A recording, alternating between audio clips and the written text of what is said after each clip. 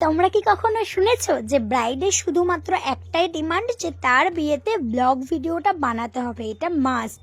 তার লুক নিয়ে কোনো টেনশন নেই, কিন্তু ভিডিও নিয়ে টেনশন যে ব্লগ ভিডিও বানাতেই হবে। ব্রাইড আমাকে বিয়ের দিন অবধি বলেছে ফোন করে যে মনে আছে তো ব্লগ ভিডিও বানাতে হবে। আমি ভিডিও যখন অফ করে অন করতে ভুলে যাচ্ছিলাম তখন ব্রাইড নিজেই অন করে দিচ্ছিল।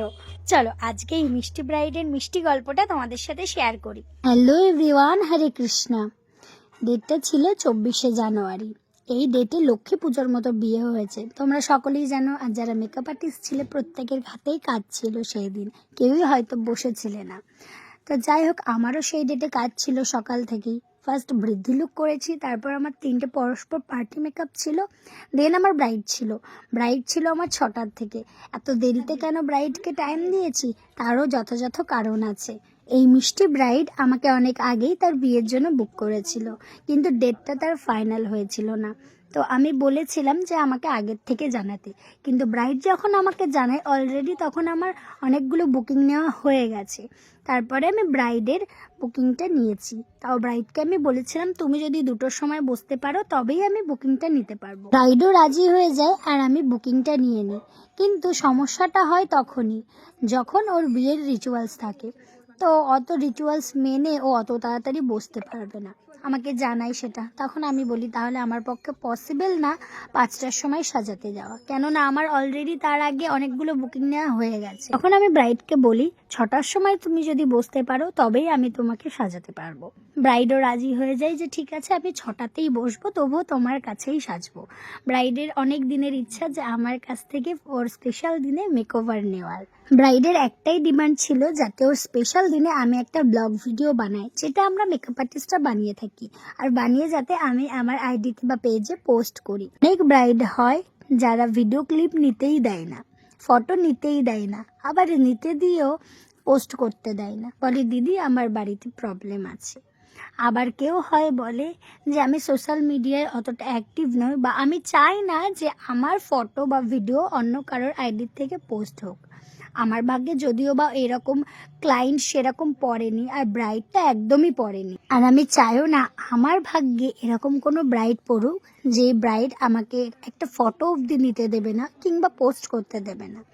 দেখো তোমাদের একটা কথা বলি, তোমরা যখন আমাদের বুকিং করো আমাদের কাজটা দেখেই তো বুকিং করো যে আমরা কেমন কাজ করি।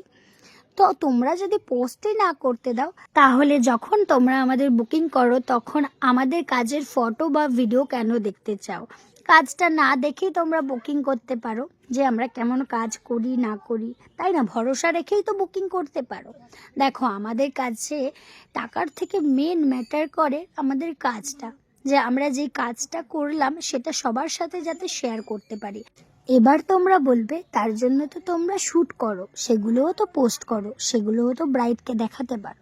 দেখো তোমাদের একটা কথা বলি, এখনকার ব্রাইডরা শ্যুটের ফটো দেখতে চায় না, তারা রিয়েল ক্লায়েন্টের ফটো দেখতে চায় বা ভিডিও দেখতে চায়। জানো তো, একটা মেকআপ আর্টিস্টের কাছে টাকার থেকেও বেশি মূল্যবান হচ্ছে ব্রাইড বা ক্লায়েন্টের ফটো আর ভিডিও।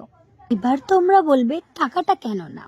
টাকাটা নিই আমাদের পারিশ্রমিক আর প্রোডাক্টের চার্জের জন্য। কথাগুলো কি আমি খুব একটা ভুল বললাম? অবশ্যই কমেন্টে জানাবেন। আমার কথা শুনে যদি কারোর খুব খারাপ লাগে তার জন্য আমি দুঃখিত। চলুন এবার ক্লাসের ডিটেলসটা আপনাদের সাথে শেয়ার করি। আমাদের next basic to advance makeup course শুরু হচ্ছে মার্চ থেকে। তো আপনারা যারা নেক্সট ব্যাচে জয়েন হতে চাইছেন অবশ্যই আমার সাথে কন্ট্যাক্ট করে নেবেন স্ক্রিনে দেওয়া নাম্বার থেকে।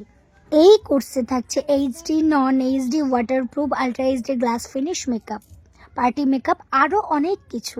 সব ডিটেলসটা জানতে অবশ্যই আমার সাথে কন্ট্যাক্ট করতে হবে। আর অ্যাডভান্স হেয়ারস্টাইল ক্লাস থাকছে সম্পূর্ণ ফ্রিতে। তোমরা যারা বিশেষ করে অল্প খরচে basic to advance makeup course করতে চাইছো অবশ্যই স্ক্রিনে দেওয়া নাম্বার থেকে আমার সাথে কন্ট্যাক্ট করতে পারো। আর যারা আমার কাছে এইরকম একটা সুন্দর লুক পেতে চাইছো অবশ্যই আমাকে তোমাদের স্পেশাল ডেতে বুকিং করতে পারো। চলো এবার তাহলে একটু ব্রাইডের কাছ থেকেই শুনে নিই যে ব্রাইডের এই লুকটা কেমন লাগলো, আর তোমাদের এই লুকটা কেমন লাগলো অবশ্যই কমেন্ট করে জানাবে।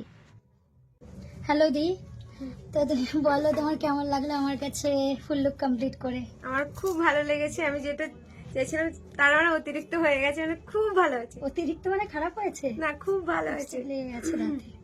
চোখটা বন্ধ করো। এত সফটের মধ্যে আই মেকআপ করেছি, কলকাতা দেখো একটু সিম্পলের মধ্যে একটা লুক করেছি, তবুও দিদিকে ভীষণ মিষ্টি লাগছে, কারণ দিদি দেখতেই মিষ্টি।